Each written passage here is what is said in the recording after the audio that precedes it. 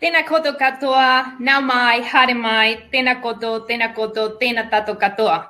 Ko Luciana Garcia au, e mahi ana au, hey, Women and Girls Lead ki Sport New Zealand I hi Aotearoa.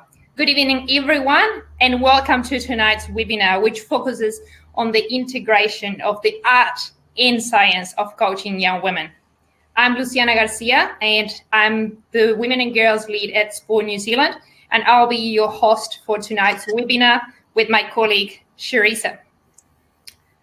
I'd like to start tonight's session with a Sport New Zealand karakia, and this karakia is about bringing us together and setting up their tone for tonight's kaupapa.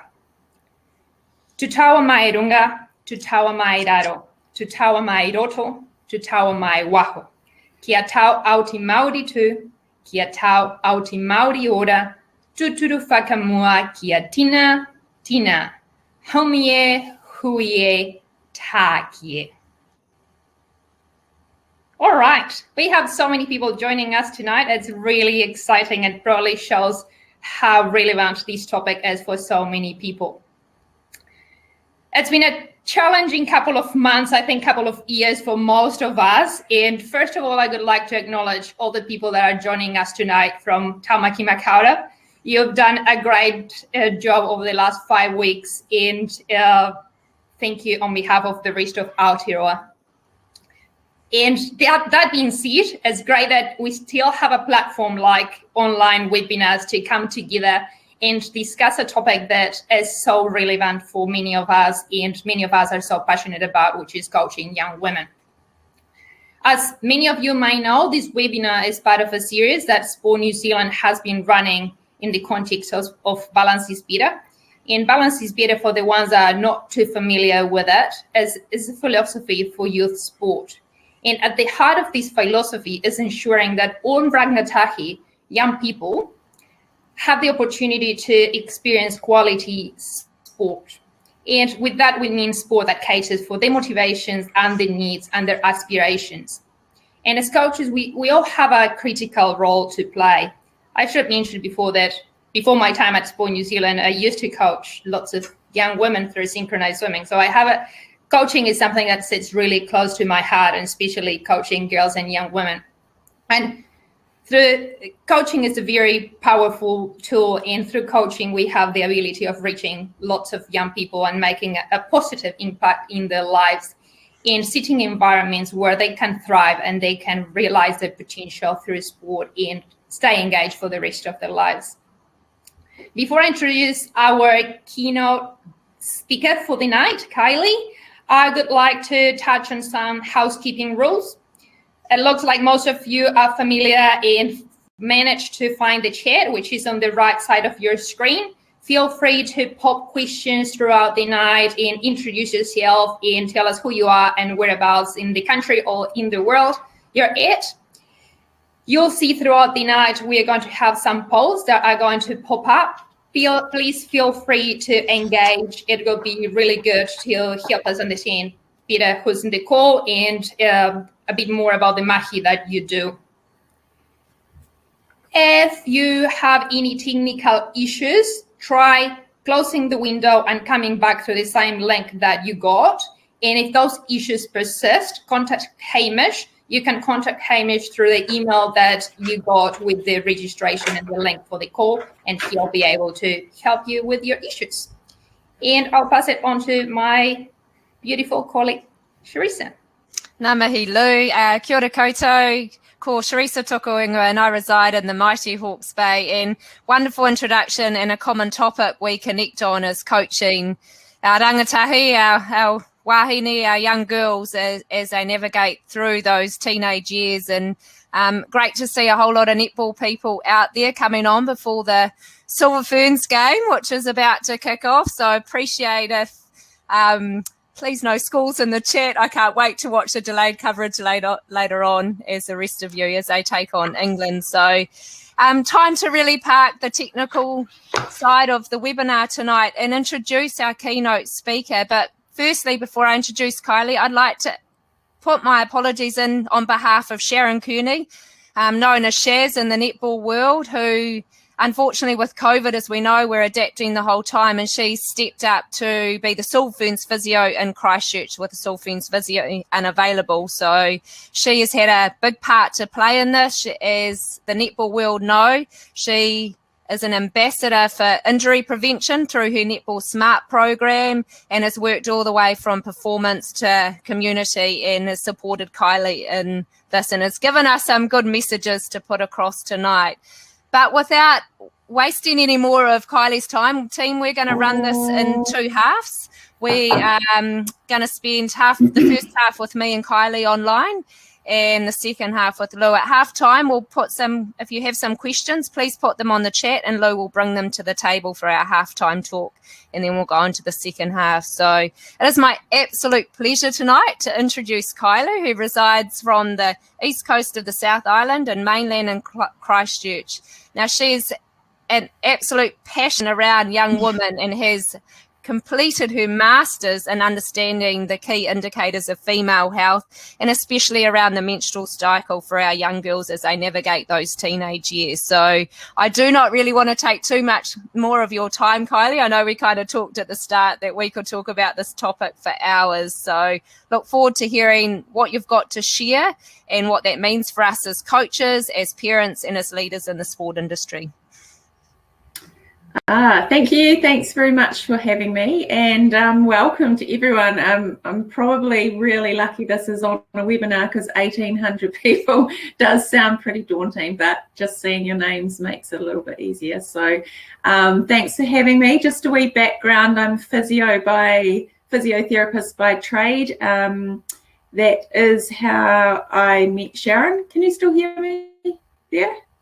Yep. So that's how I met Sharon, and I've been involved with her for many years now, and we have worked more recently together on my master's project, which we undertook in amateur netball players within New Zealand, and looking at just around female athletic health and their knowledge and communication within the sport around female health, and also their knowledge around their own bodies and what that meant for their training and performance. So out of that, Sharon and I are now doing some really amazing work with her Netball Smart program, and we're going to be developing Smart Health, which is a whole lot of resources around the female netball player and the female athlete. So yeah, really looking forward to that. So she's left me on my own tonight, but hopefully we'll do a little bit of a skim over. It is a really big topic. I appreciate all of you will have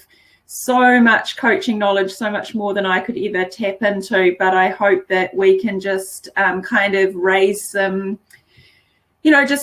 issues, maybe have a little bit of a conversation about what you see in your sport. If you want to ask some questions about how these things pertain or relate to your sport, then just pop them in the chat. We'll do our best. I'm terrible at talking too much, so I'm going to get started. So so we're talking about mixing and merging the art and the science of coaching young women or young females, and by that we're talking about kind of our pubertal years and into late adolescence.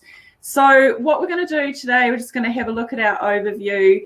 Sharon and I kind of looked at just sort of dividing it into kind of the timeline of development. So we're going to have a look at the physical development and also the physiological development. So how they kind of run alongside each other, and how you can understand what's happening within the female body as they progress through those teenage years. And really, when you do look at it that way, you can see that it's just such a complex time for them, one which kind of blends a whole lot of physical changes, and not always really great ones for females, and a whole lot of physiological changes, hormones, and then you've also got to factor in just that whole cognitive development of the brain itself. So we've really got a whole lot to think about with the female athlete, and my passion is really that we try and understand females and the female body and kind of how that relates to their sporting context, and also just that we become more aware of how and what to look out for. What are the warning signs that someone's probably possibly not operating on all cylinders, and how do we get them the help, or how do we be strong advocates for women and make sure that we keep these athletes in sports. So you can just kind of see our overview there. We're just going to look at how that puberty impacts on sport and some considerations for coaches and also for parents. Myself being a parent of an 11 and a half year old, I'm just going into that kind of pre-puberty phase and all things the menstrual cycle, so I can sort of tap into my own experience there. And then we're just going to, I know it's a huge part of what's happening in the media at the moment around low energy availability, RED-S, and we're going to have a look at that and what that means through puberty in particular and why it's so important.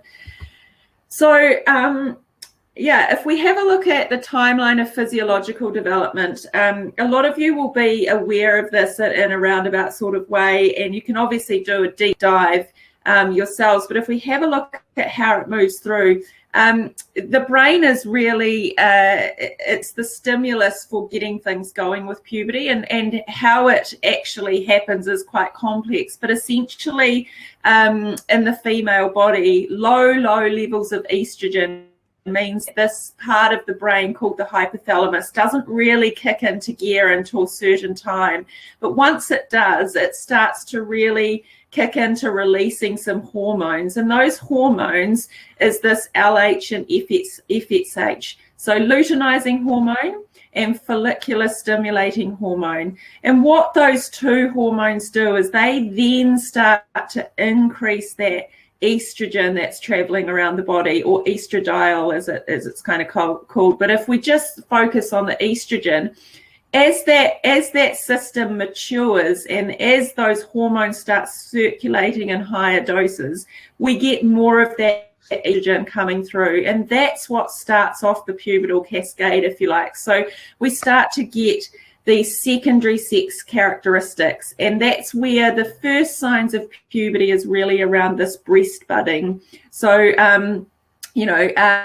we get the small changes somewhere between 8 and 12 years of age. And the thing to kind of realize about that is that that's kind of the precursor to menarche, which is essentially when you start menstruating. So it gives you a good couple of years before you know that menstruation is going to begin. So that breast budding is that first sign, and we see that around about 10 years of age. So anywhere between 8 and 12.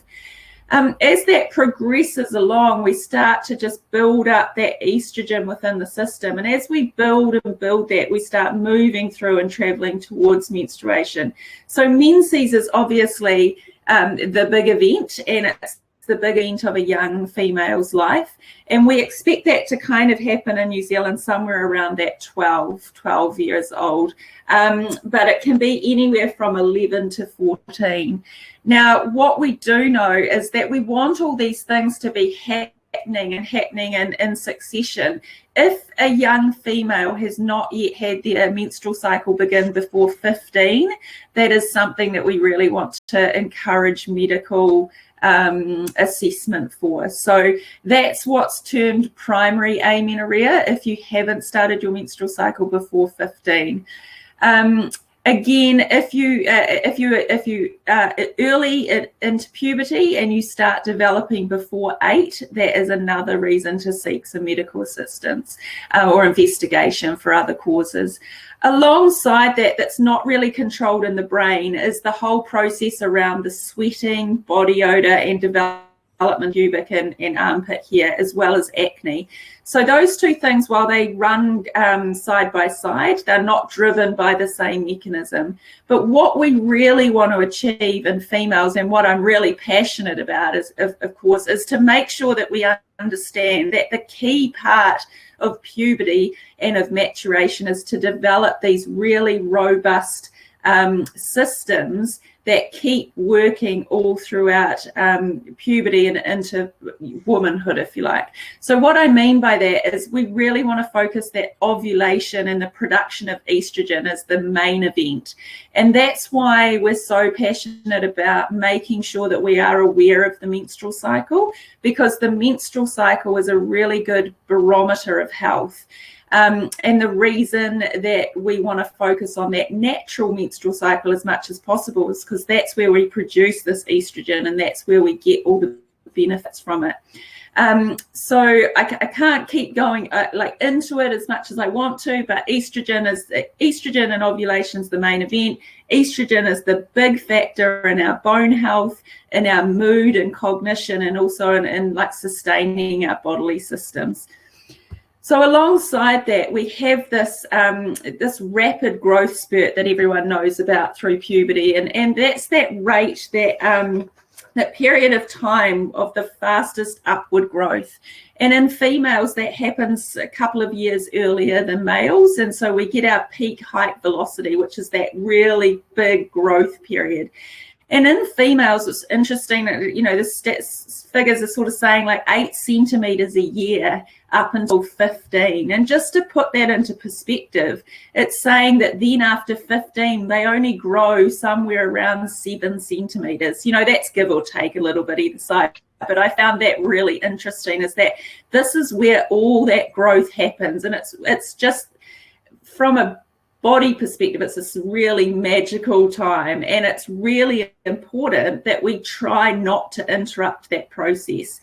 And by interrupting that process, I mean that we want to make sure that we're having healthy cycles. We want to make sure that we're stimulating this really good bone growth, that within that time period, we are laying down good bone, and we're laying down bone for the future. So we want things to be stimulating that bone and that strength of bone.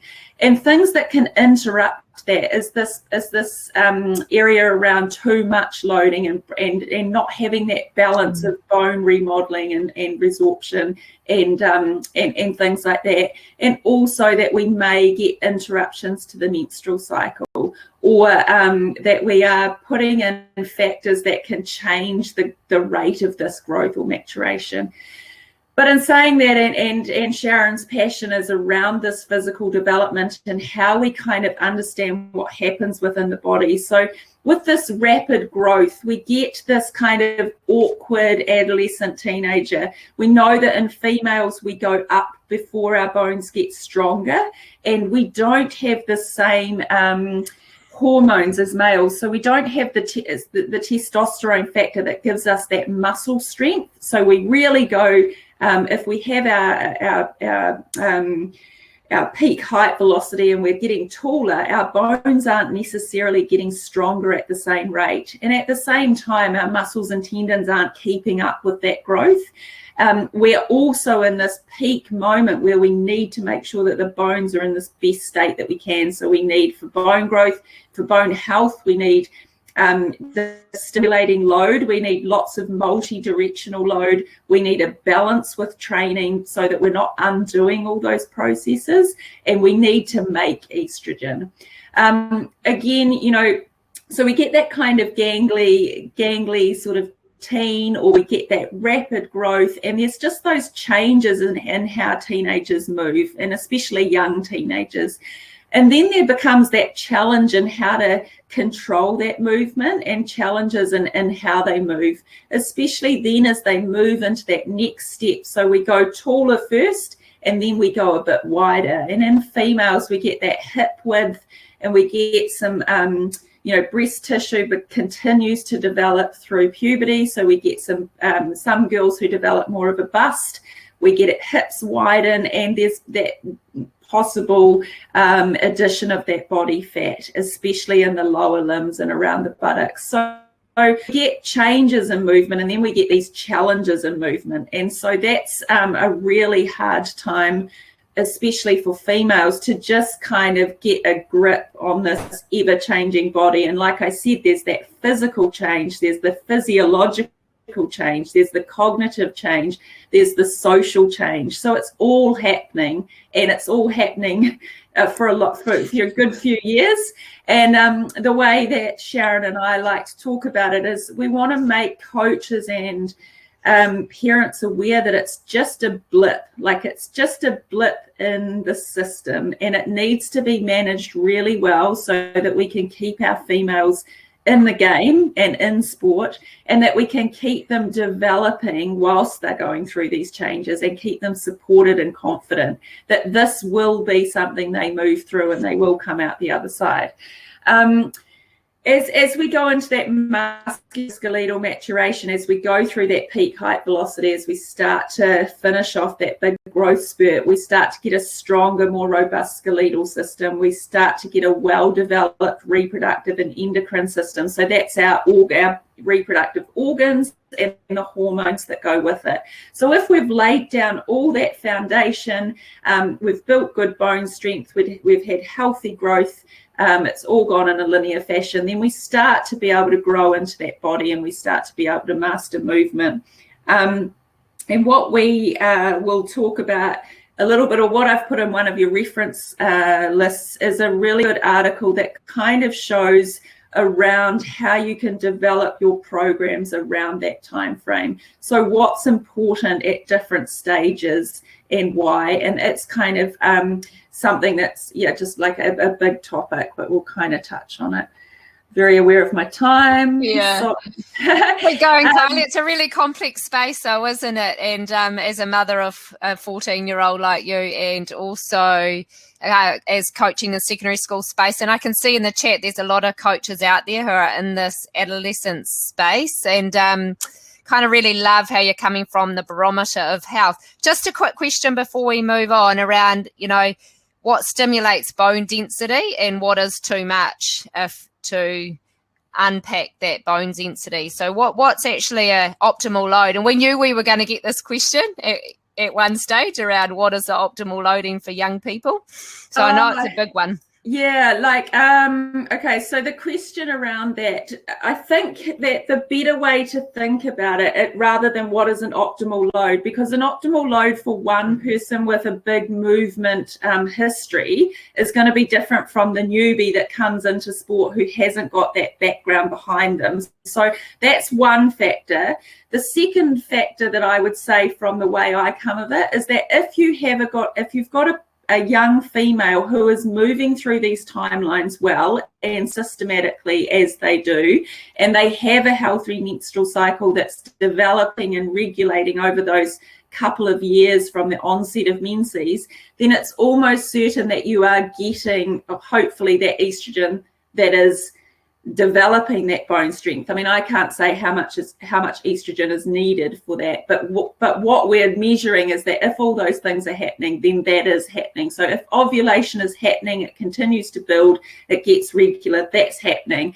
We'll talk a little bit about loading a wee bit later, but rest assured, it's the process of puberty. If it gets interrupted, that's when we start to have issues around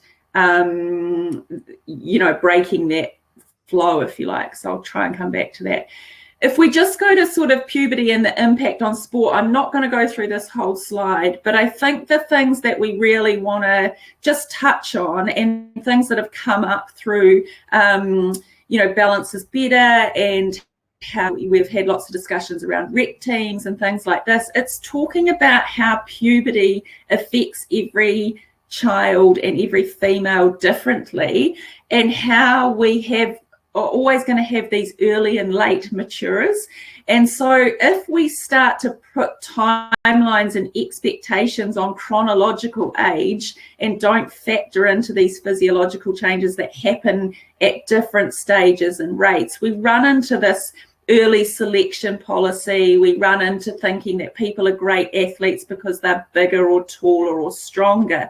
But we start to forget that we've got these other athletes that may be really good early critical thinkers, or they may have a knowledge of the game that out surpasses someone who's taller. And we just get into these problems that we shouldn't really be focusing on. So we really want to think about those early and late maturers and how we harness them and how we make sure that they stay safe and well engaged throughout, especially late maturers, because often they will really struggle with the psychological side and the comparison and the body image, and they might be the ones that we lose to sport. Equally, those early maturers, there's a lot of pressure sometimes put on them to be the star of the show because they are taller or bigger or stronger, and they may not have caught up in that capability. So we just have to be careful. And again, around injury risk, and obviously we talk about load and we talk about bone health. and loading is a really big topic that we could do an entire webinar on. But essentially for bone health, when we're talking about loading for bone health, we want multi-directional load, and we want various and variety of load. So what we don't necessarily want is we don't necessarily want a young female athlete who's doing multiple sports that all involve the same type of movement. So if they're doing basketball and volleyball and netball, and it's all jumping and landing and vertical height and a little bit of side to side, that's when we start to run into a little bit of trouble with how much the bone can withstand, if we just talk about bone.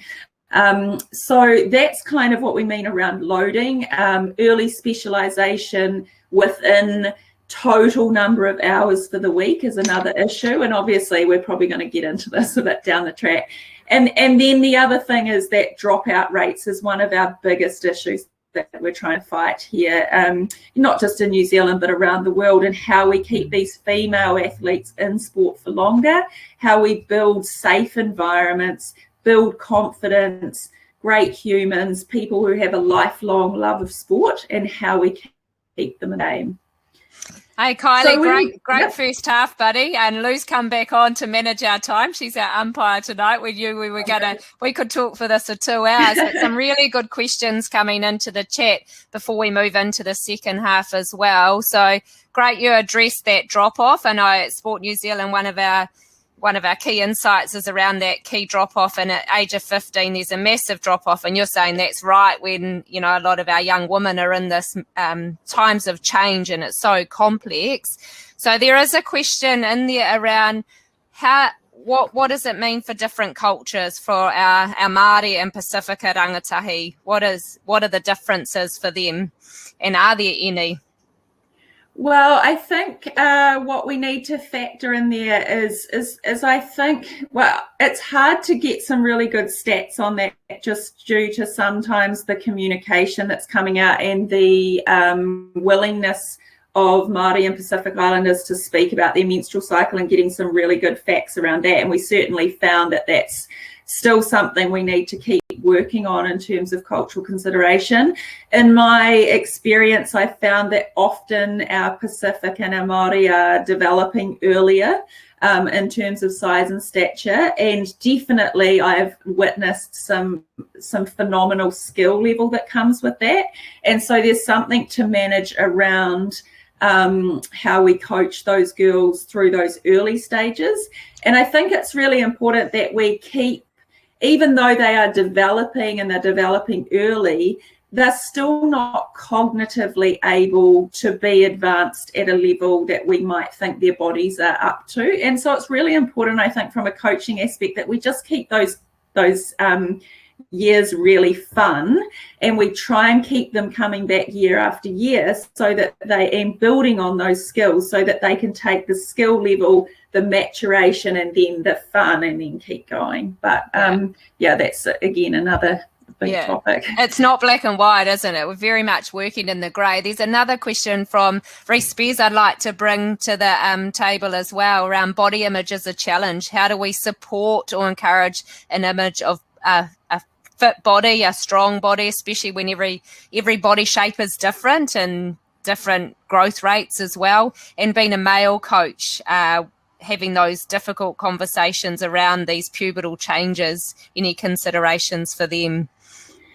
Yeah, so it's a big question. Okay. So I think that male coaches, yes, they're up against the wall a little bit, but some of the research shows that it's not too much different really about, it's more about the knowledge behind what you ask and why you're asking it. And it might be that sometimes those conversations in early adolescence need to just be had through an email to the parents, that you're aware of these changes, you want to foster them if there's anything going on behind the scenes, those sorts of things. And I'm going to come up a little bit later with a screening tool that you can kind of use as well. In terms of body image, I think we continue to have big issues around that in high level sport and in amateur sport. That's come out in both the pieces of New Zealand literature, and that females are still seeking advice on that. But I think what we can do is we need to still be creating these really healthy discussions around nutrition and around strong or fit for purpose. So fueling for sport, fit for purpose, and strength to play the game. But it's again, there's no one thing that I can say. I think it's about having really good positive messages from coaches that's being reinforced at school, that's being reinforced with parents, that we say, if you're eating and you're fueling for sport, that's a good thing. We don't want people to be talking about, about cutting back or losing that puppy fat. I mean, all of those things, we just need to keep focusing on the fact that we will move through this, and that positive talk's really important. But again, big topic. It is. Second half, you're over to you now, Lou. What an amazing first half we have had already. And perhaps before we kick into the second half, we'll do a quick poll so we get an understanding of what roles do you play, because most likely you play a few of them in youth sport. So we have a few coaches, a few parents joining us, administrators. Great to see also some athletes engaging on the webinar tonight, because Kylie's going to go next. It's another key topic, and really good considerations for you to have in those different roles that you play. We'll give another few seconds. So mainly coaches joining us tonight, and parents and administrators. Great. Thank you for engaging. All yours, Kylie. Great. Just like to say, I'm sort of looking at the chat and I can see some really great questions, and I'd love to answer all of them. I think there's a few male coaches coming on saying, how can I encourage? And I think for me personally, the best thing that we can do is focus through these years on a really strength-based model. So we want to be, I know for a fact, I don't think kids want to hear about all the things they can't do well. Are very acutely aware of that. They feel it, they see it against their peers. If we can continue to focus on their strengths, and when we're coaching, we continue to focus on what they're good at through this time, what skills or what physical features and strengths they bring to the team, and keep focusing on those, that would go a really long way in just building that confidence, right? Anyway, we can come back to this, but essentially your role as a coach and a parent is to really instill that confidence and joy, to avoid fear and fatigue. So balancing that training and recovering, avoid children being fearful of playing or turning up to practice or being chastised or any of those things, and encourage open communication whilst developing those fundamental movement skills at the start. Such a critical point you made there, Kylie, around confidence and understanding how all the changes that young women are going through these stages can have a huge negative impact on the confidence, and as coaches, how we can manage that. Thank you for sharing that. Yeah, great. So we're just going to have a wee touch on the energy demands in adolescence and why it's such a big thing. So for a very long time, and still a lot of people focus on training, they focus on sport, and they focus on what their child is doing for multiple days of the week and multiple sports. But the key thing around adolescence and in general, but with respect to puberty is a huge energy cost to the body. So going through all those changes that we talked about is huge in terms of what's required for energy just to support those processes. When you then add on just general physiological processes like breathing, sleeping, brain function, school, work, home, your social interactions with their friends, and then you add training with puberty, that's your total energy demands for a child and for an adolescent. And so when we're talking about nutrition, it's really important to understand that we're not just fueling the training, we're fueling growth and development, we're fueling thinking, critical thinking, we're fueling for school, we're fueling for social life. And so the actual energy demands of being a teenager are really high. And so we want parents and we want coaches to really be supporting that, you know, this whole eating out of house and home is actually a real thing, and it actually should be encouraged. Whilst it's financially a bit of a strain and sometimes you feel like you're tidying up and cleaning up for hours, the fact that those children are eating lots is a really good sign, and we should be more switched on to the ones that aren't. So when we talk about this concept of low energy availability, this is a really important concept to understand, because it is the primary driver or the lead indicator for so many health consequences, especially not only in female athletes, but in male. But in female, the reason it's become, you know, it's really big is because it does have the ability to turn off this reproductive and endocrine system, this menstrual cycle. And so it's become quite apparent in some females because we can measure it. So low energy availability is when those calories that you're taking in, or when that nutrition that you're taking in, and then you take away the energies that you're burning through exercise, so through exercise and training and all these other things, is less than what you actually need to function as a human, then you're in low energy availability.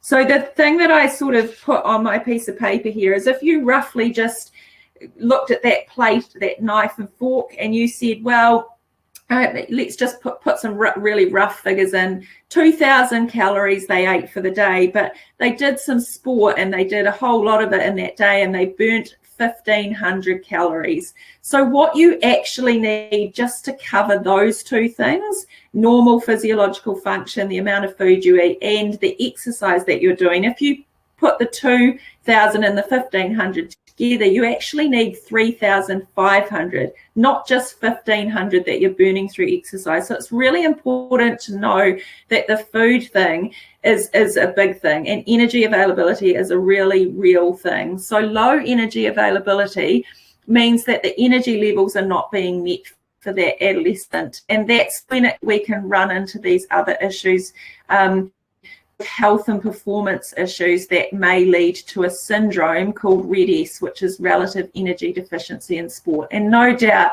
a lot of you will have heard of that. Now, low energy availability happens for all sorts of reasons. It happens both intentionally and it happens unintentionally, and we can go through that, but I'm just going to run out of time. So it's important, yes, we want to make sure that we're encouraging fueling pre and post training, that we're fueling for the days leading up and the days leading after, that if we're worried about people and we have the resources, have food at training. Encourage parents, please encourage your children to take more things to school. I've heard of kids who are doing a lot of sport to be taking like it's the equivalent of a little mini chili bin, and that's kind of what we're talking about, sort of 4 to 6 kind of meal day. So it's a big energy cost, and it's a big investment in future health. So just aware, I've got some slides on RED-S, so if we've got some time, we'll just have a wee look at that. But when we talk about female athletic health, these are some of the things that I want you to be aware of. And it's not just females, but obviously we're talking about that tonight. The RED-S syndrome happens in males as well. And if we take out the menstrual cycle, a lot of the other factors are the same. But if we look at female athlete health screening here, this is just a little tool, and you should get this at the end, I think, through Hamish, that I kind of develop, and I'm sure there's another resource out there.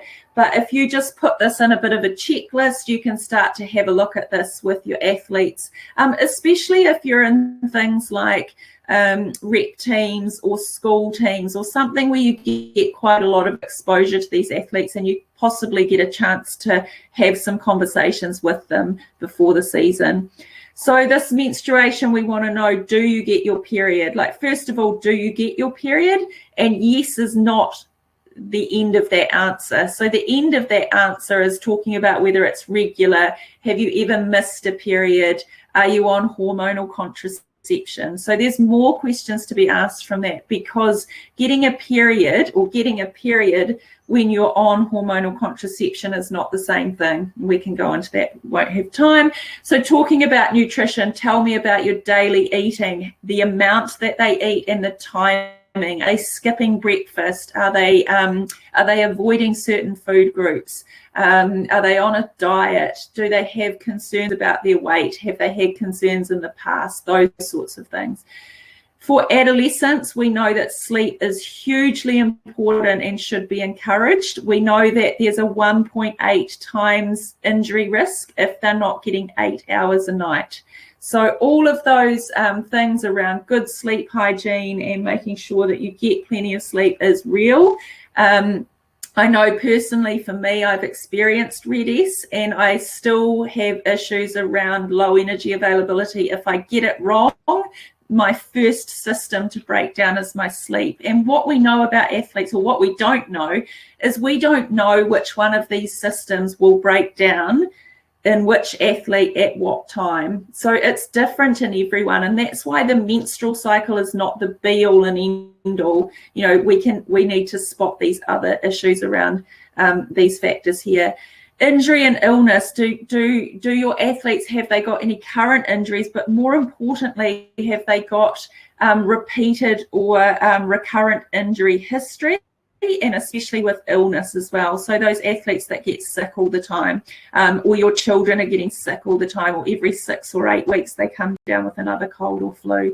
So those sorts of things. How does the athlete feel about their training? Are they motivated? Parents and coaches, if you've got children or adolescents coming to your trainings or not wanting to go to trainings because lack of motivation, or, you know, we're talking about this from an energy level, then there are things that we need to be, you know, factoring in. Obviously, it could be that we're running some really bad practices, but we also need to factor in whether they're motivated to train, and having a look at what sort of training they've been leading up to, what they do during the week, and how we kind of look at that over a total loading, you know, for these adolescents. So do you want me just to go through this RED-S stuff, Lou, or how are we going for time? Or have anyone got any questions on that? We have 15 minutes left. We have some great questions coming through the chat.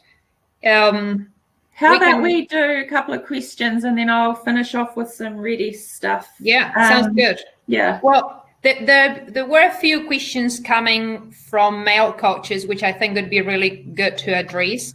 So few male coaches asking about how can they go about having these conversations with female athletes that sometimes can feel a bit intimidating, or topics that they may not feel too comfortable addressing, like periods and nutrition and body image. Any tips, any ideas, Kylie? Okay, so I think that within my research, you know, I think that there's 2 parts to it. One is whether it's still embarrassing and there's a stigma.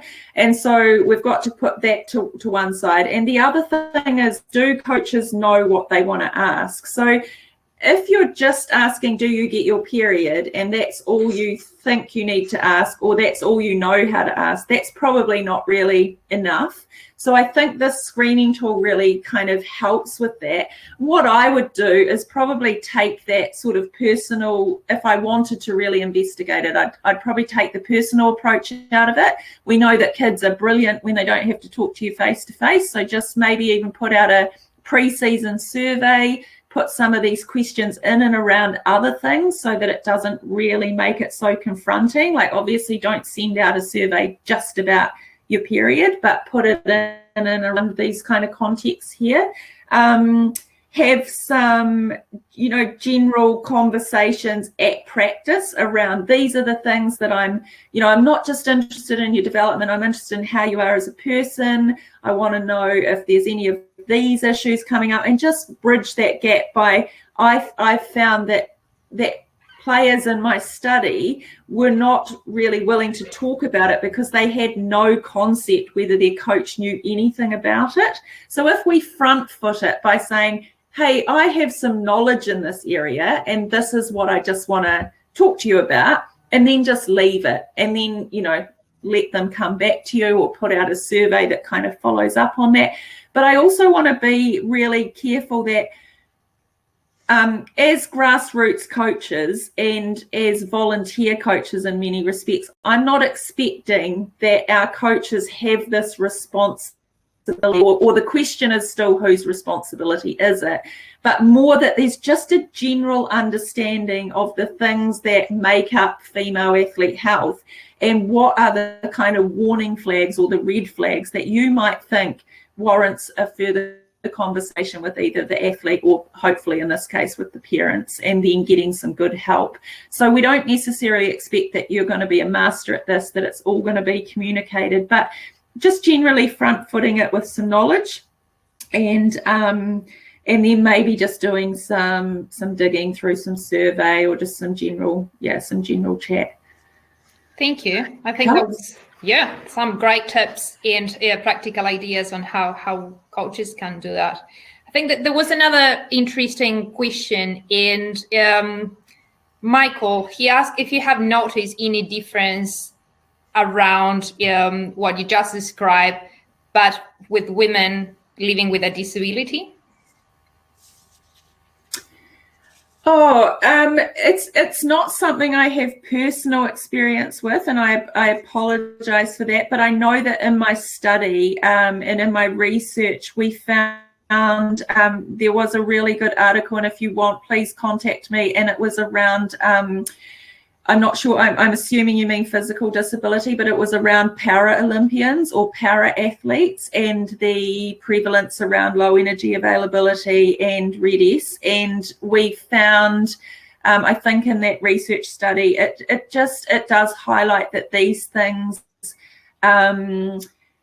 it doesn't seem to matter if it's an amateur, a disabled athlete, or an elite athlete. Our crux issues are still the same, and the education remains the same in all, unless there's a pathological underlying medical reason why someone cannot or does not have a period. Then I think the same sorts of things apply around menstruation. The same things definitely apply around nutrition and sleep. Probably nutritional demands become different depending on physical activity levels and calories burnt and things like that. That's not my area of specialty, and maybe needed to be factored in the disabled athlete. But certainly the prevalence does appear to be similar. Shall we spend a couple of minutes with the reads before we wrap up? Sure. Okay. One of my favorite and personal topics.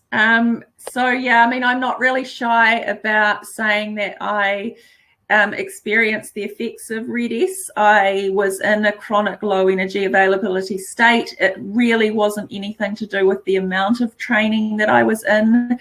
At the time, I was training for a World Triathlon Championships for age groups, but I had a hugely stressful personal thing going on, and within that, because of those issues, my nutrition fell. I was not really eating a lot. It was completely unintentional. It was stress related. I wasn't sleeping. I was down to less than an hour at a time. I was functioning on very little. Because I was so anxious and stressed, I didn't have that drive for food, so that compounded that. And but I was very aware that I was going into something that wasn't normal, especially around my cognition state and driving and those abilities. The key thing for me to highlight in this is that I was performing really well.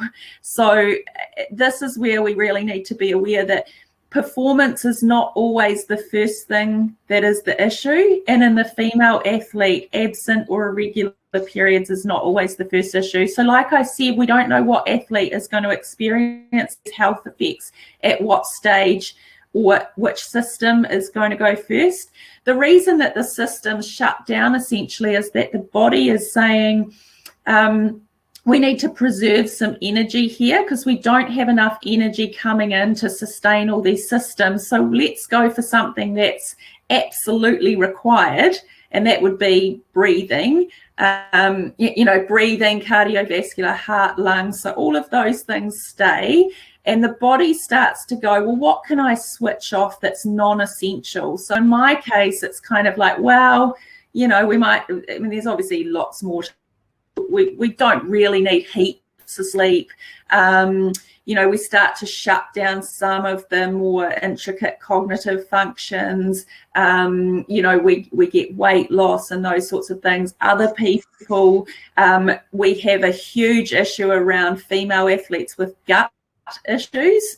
And of course, mental health, anxiety, depression, irritability, low mood. So if I look at these health effects here, the key things that I would say outside of the menstrual cycle is this stuff around these really peripheral things that you can often put down to something else. So sleep issues, if your adolescents are starting to not sleep through not other reasons. Mental health, so irritability beyond those puberty sort of stuff, low mood, anxiety, depression, recurrent gut problems, so sore tummies, constipation, diarrhea, issues around food sensitivities with the gut. All of those things can and sometimes are due to this whole system shutting down to preserve energy because it doesn't have enough coming in. So there are the health effects. It's not always that your performance deteriorates first, but we do know that at some point the performance will deteriorate because the body systems will shut down enough that the performance will eventually suffer. So these are some of these health effects, and you will have heard of a lot of those coming out in the media. And when we talk about this performance effects, again, some of them are mentioned in both because this cognitive state that you're in doesn't lend itself well to obviously retaining information, to learning new skills. You've got this increased injury risk around potentially this lack of energy, this potential issues around losing ovulation, losing estrogen, flatlining. You've got this inability to kind of adapt to training. You don't recover because you just haven't got that energy in. But the main thing to realize is that low energy availability and RED-S, they're not interchangeable, and that's one of my bugbears at the moment. We seem to use them in the same kind of fashion. But relative energy deficiency in sport is a syndrome. So it's a syndrome of all the health and performance effects that can come from this one thing, which is low energy availability. And if I had anything to really state, it would be that nutrition is hugely, hugely important. That not only is it about training load or about the intensity of that training, but it's more around how we're fueling that training. And that's a really big thing to probably take out of it. And I just know now you're going to ask lots of questions. So yeah. Hey, Kylie, we knew we were going to hit the hour really hard. And team, thank you for putting all those questions. But I'm just going to put one more out there. And I really want to say thank you for sharing your personal journey. And I can see that it's a passion for you to leave us more aware of what it means for coaching our young team. I mean, there questions around coaching a team versus an individual sport. So my Napier Girls High netball team, they're 14 to 18 years old, so the variations are massive. There's also some questions coming through of what it means for individual sports. So just want to put a couple your way around what would you recommend or advise around some of the sports that have weight classes and how to have those conversations with that young woman around weight when it's a system and structure within their sport. Okay, brilliant. So we do know that that one of the key things that have real issues around low energy availability and RED-S is our aesthetic sports. So our ballet dancers, our dancers, our ballet, our gymnasts, and our weight controlled sports like our weightlifters or making grades for rugby. The biggest thing that I could suggest is that if this is something that is of concern, they need professional support. So someone who knows their job well, especially around nutrition, that they can safely guide them to the appropriate energy levels for their sport whilst maintaining or giving them advice around what goal it is that they're trying to achieve. And that's hugely important. As coaches, as parents, as people like myself, we can only give advice based on some degree of knowledge. And if we do not have the knowledge that extends to those situations, we really need to be encouraging really good support. And nutrition and is really important. Yeah, great. And there's lots of questions coming through around nutrition. Now, team, we're not going to get to answer all those questions today. And we had a feeling that this webinar might morph into or segue in the future into some more. So keep putting those questions there. What we'll do is we'll take them away and we'll look at, where to next and how else we can help. So we are coming to a minute to go. So we are going to wrap up. Silverfern's game, please don't tell me the score at the moment, but I'm going to hand over to Lou to wrap up. Ngā mihi from me, Kylie, amazing knowledge and amazing passion, and thank you for sharing with me and Lou tonight. Thanks, Lou. Ngā mihi nui, Kylie. It's been a great hour, and I think probably most people in the call would like to stay tuned for another hour. Yeah. But as Charissa said, we'll take the questions away and we'll look at how we could potentially frame another framework, another webinar or another couple of webinars around the questions that came on the chat, because I think this is a really, really important and relevant topic for all coaches of young women. And I'll close up with a karakia, so same karakia that we opened the session with. We'll use it to bring us together and to close up the night. Tu taua mai runga, tu taua mai raro, tu taua mai roto, tu taua mai waho. Kia tau auti Māori tū, kia tau auti Māori ora, tuturu whakamoa kia tina, tina, homie, huie, tākie. Nō reira, tēnā koto, tēnā tato katoa.